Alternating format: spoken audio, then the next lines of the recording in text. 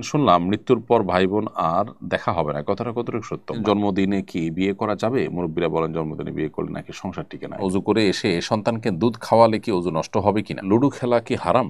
ঠিক কি পরিমাণ পাপে লিপ্ত হলে একজন মুসলমান ব্যক্তির অন্তরে সিল মেরে দেওয়া হয়? এই সিল থেকে পরিত্রাণ পাওয়ার উপায় কি? মাই ড্রিম আইডি থেকে আপনি লিখেছেন, অজু করে এসে সন্তানকে দুধ খাওয়ালে কি অজু নষ্ট হবে কিনা? অজু দুধ পান করানোর কারণে নষ্ট হবে না, কারণ অজু ভঙ্গের বিষয়টি আমাদের শরীর থেকে অপবিত্র কোনো বিষয় বের হওয়ার সাথে সম্পৃক্ত।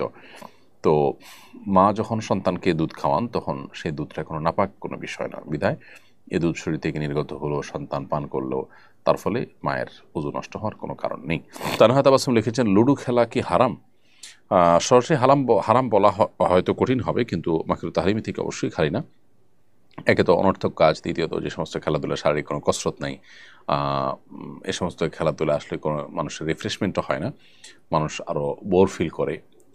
এবং সব মিলিয়ে শরিয়া যে সমস্ত খেলাকে অনুমোদন করেছে সেগুলোতে শারীরিক কসরত আছে, এটা তার মধ্যে পড়ে না, বিধায় দাবা ইত্যাদি সম্পর্কে শরীয়তে পরিষ্কারভাবে নিষেধাজ্ঞা আছে, এটা সেই ক্যাটাগরি খেলা হওয়ার কারণে এটাও নিষিদ্ধের আওতায় পড়বে, এবং একজন মুসলমান সময় কাটানোর উদ্দেশ্যেও এটি করা উচিত হবে না। লিয়া আক্তার আপনি লিখেছেন, শুনলাম মৃত্যুর পর ভাই বোন আর দেখা হবে না, কথাটা কতটুকু সত্য? ভাই বোনের দেখা মৃত্যুর পর আর হবে না এমন কোনো কথা কোরআন বা সুন্নাহ কোথাও আছে বলে আমাদের জানা নেই। অতএব এটি একান্ত কারোর মন গড়া কথা। যদি ভাই বোন জান্নাতি হয়ে থাকেন তাদের সাথে সাক্ষাৎ হবে, কিয়ামতের ময়দানে সাক্ষাৎ হতে পারে। আল্লাহ তাআলা বলেছেন, ইয়াউমা ইয়াফিরুল মারউ মিন আখিহি ওয়া উম্মিহি ওয়া আবিহি, মানুষ কিয়ামতের ময়দানে নিজের ভাইকে দেখে পলায়ন করবে, তাহলে যে দেখা হবে না এ কথা তো সঠিক নয়। তামজিদ ভিডিও আপনি আমাদের ইউটিউব চ্যানেলে লিখেছেন, মৃত্যুসজ্জায় শায়িত ব্যক্তিকে মসজিদে হুজুর এনে তওবা পড়ানোর প্রচলন আছে, এভাবে তওবা পড়ানো যাবে কিনা, তওবা সঠিক পদ্ধতি কি? এর উত্তর হল, রাসূল কারীম সাল্লাল্লাহু আলাইহি ওয়াসাল্লাম মৃত্যুসজ্জায় মানুষকে ইসলামের দাওয়াত দিয়েছেন, কুফর থেকে তওবা করার দাওয়াত দিয়েছেন। এটি নবী সাল্লাল্লাহু আলাইহি ওয়াসাল্লাম তার চাচা আবু তালেবের ক্ষেত্রে করেছেন, অন্য আরও অনেকের ক্ষেত্রে করেছেন। অতএব সেগুলো থেকে যদি তওবা করানো যায় তাহলে গুনাহের বিষয়টি তো অবশ্যই করানো যাবে। কোনো পাপাচার থেকে, অন্যায় কাজ থেকে কোনো ব্যক্তিকে মৃত্যুসজ্জায় তওবা পড়ানো যেতে পারে। তবে হ্যাঁ, একেবারে মৃত্যুর আলামত প্রকাশ পেয়েছে, সর্বশেষ পর্যায়ে চলে গেছে, এরকম পর্যায়ে আসলে আর তওবা গ্রহণযোগ্য হয় না, সেটি ভিন্ন বিষয়।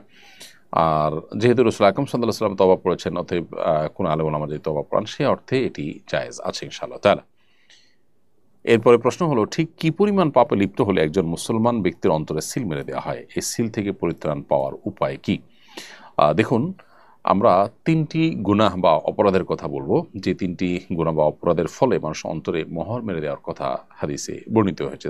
তার ভিতরে একটা হলো বারবার গুনাহ করতে থাকা।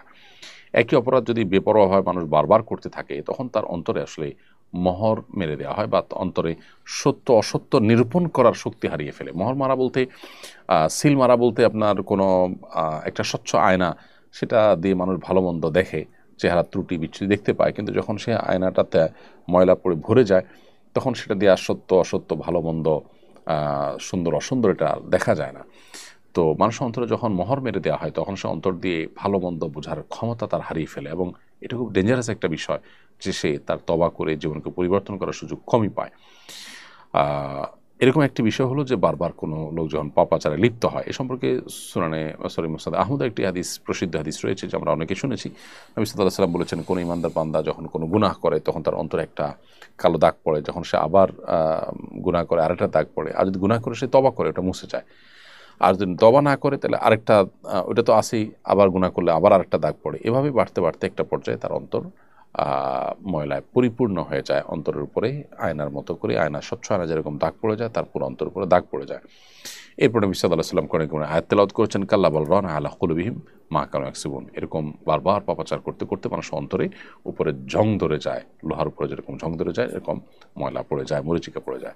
তাহলে এটা একটা বিষয় যেটার ফলে মানুষ অন্তর মহরম মারার মতো একটা পর্যায়ে চলে যায়, আল্লাহ মাফ করুক, একই গুনাহ বারবার করতে করতে।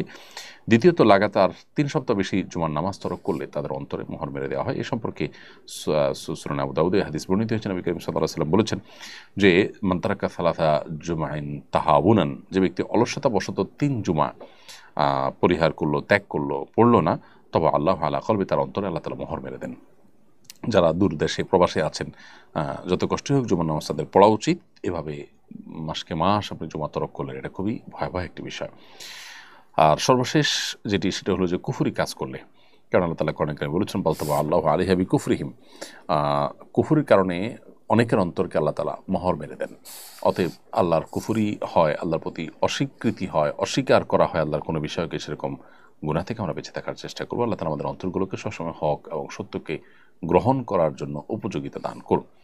এমনি হাবিব আপনি লিখেছেন, জন্মদিনে কি বিয়ে করা যাবে? মুরব্বীরা বলেন জন্মদিনে বিয়ে করলে নাকি সংসার টিকে না। এটা একেবারেই অনর্থকতা, কুসংস্কার, ছন্নকতা। যে কোনো দিন বিয়ে হতে পারে, জন্মদিনে বিয়ে হতে কোনো অসুবিধা নেই।